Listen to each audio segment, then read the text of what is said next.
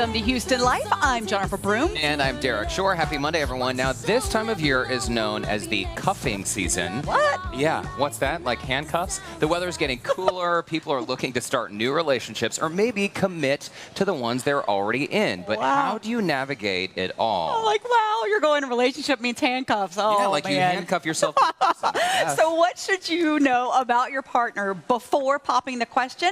Our first guests are here to help us avoid holiday heartbreak. Welcome certified sex therapist. If I could talk this morning or afternoon, it'd be great.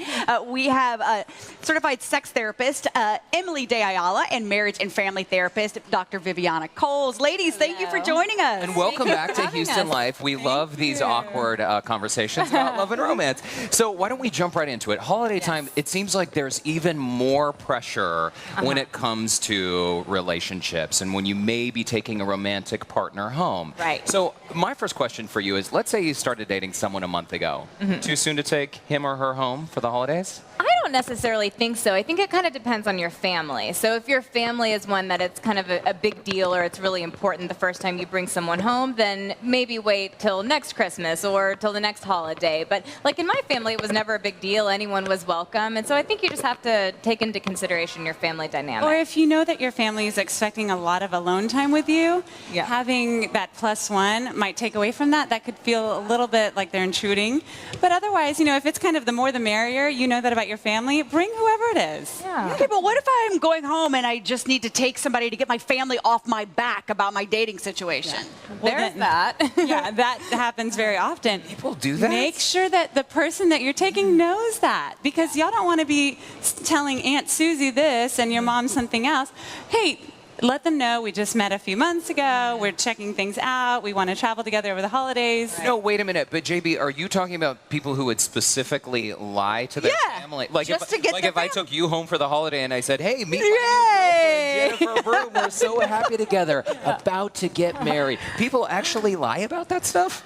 I mean, I hope that they wouldn't. I think neither of us would really condone lying. We wouldn't to your want them family, to do but, that. you know, sometimes the holidays may call for a little bending to an extent. Just to In other satisfy words, your the family. little white lie. That's a pretty massive white Again, lie. it's more about the expectations. Right. They think that their family will get off of their backs if they bring somebody home and say, I'm in a stable relationship, leave me alone. I always tell people, though, own your status. If you're single, talk about some of the perks of being single and, you know, the fact that you can go travel on a whim or stay out late or whatever. And own your status. I think the more confidently you talk about your status, the less pressure people will put on you.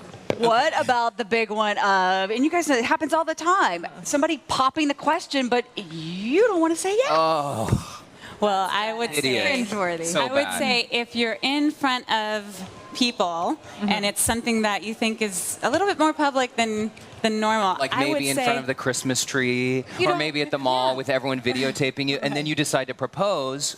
I think you should say yes. If you want to continue the relationship, maybe not engage, but if you want to continue the relationship, say yes. Because if you say no, chances are the relationship isn't going to stand it. What You if don't want to faking passing out, humiliate though? your What about- partner in front of everyone. What about just like faking passing out, or you know, oh no, gotta run to the bathroom really quickly because if you don't want to accept the gotta proposal, run to the bathroom really quick? Are you serious? it happens. When someone asks you to marry them, you race. Well, up I've to the never been in bathroom? that situation, but yeah. No, wait. I want to be sure that we get this. So you say if someone proposes to you at the holidays and you have family around, to avoid embarrassment, you should say yes, You should say regardless. yes. You don't want to humiliate your Ladies, partner. I love you if so much. they're- Seriously. I mean, look, if this is someone who you've already engaged with romantically, you have a relationship established, I hope, if they're popping the question in front of your family, you don't want to humiliate them in front of everyone. Because that might be and- something they can't come back from. Yeah. Whereas if you say yes, and then later on that evening or when you get back to your house, say, Just hey, we kidding. need to talk about this because Right. I'm not really sure that I'm ready to get married next month or even next year.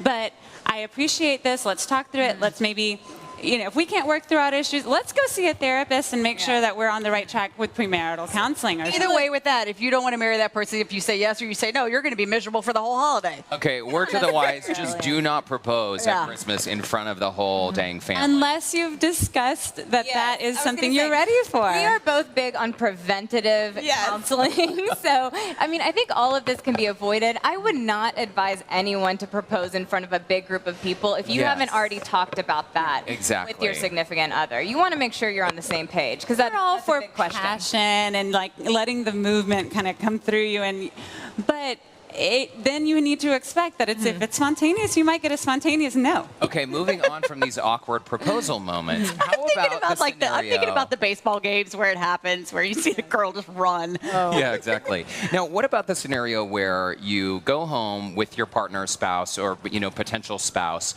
but they really don't like your family, and they're sort of pulling you aside, complaining about your mom, complaining about your siblings. How do you handle a situation like that? So I think that during the holidays, and probably because you're spending so much time with your family, people get a little sensitive. I encourage people to, suck it up a little bit during the holidays, especially if this is some of the only time you get to spend with all of your family. You want to be supportive to your partner. There are always going to be people that do things that irritate you or you don't like, and I just encourage people to take a collective deep breath, try to self-soothe. You can't change other people. You can only change your reactions. How do you do that, though? You pull your partner aside and you say, listen, you may not like my mom, but she is my mom, so chill. And there needs to be a level of respect for that status. And if you're planning on something long-term with this person, you really are probably going to be engaging with their family much more often and forever. So you want to kind of make sure that you're toning it down and thinking more about the big picture. Right. Look for similarities, not differences with family. I think that's a good way to help. What about for folks that are married and their mother-in-law or father-in-law just does something every single time that just gets under your skin? Take a walk. There's cool outside. There's a technique of avoiding. Winter time. No, I mean, I think that you can gently confront the behavior. If it's really getting under your skin, if it's happening over and over again, you want to use I statements to say, this is how I feel when you do this. And we were talking before about finding a replacement behavior for them. Is it better for you to go directly to your mother-in-law or your father-in-law, or I think we would agree. I have think your spouse intervene? Maybe in the morning versus in the evening after all the drinks have flowed. So you can really be thoughtful and everyone's in a more relaxed place. Also, make sure that it's a one-on-one conversation. If you want your partner to be a witness to it, let them be a witness to it, but they're not the go-between. Right. In therapy, we call that triangulation, where you're pulling in someone else to buffer the anxiety between two people. You don't want to do that. No war across the table. Right. Let's talk a little bit about people who may have been in a relationship for a few years. I mean, so holiday time, again, there's a lot of pressure. Let's say Jennifer and I have been together for 3 or 4 years.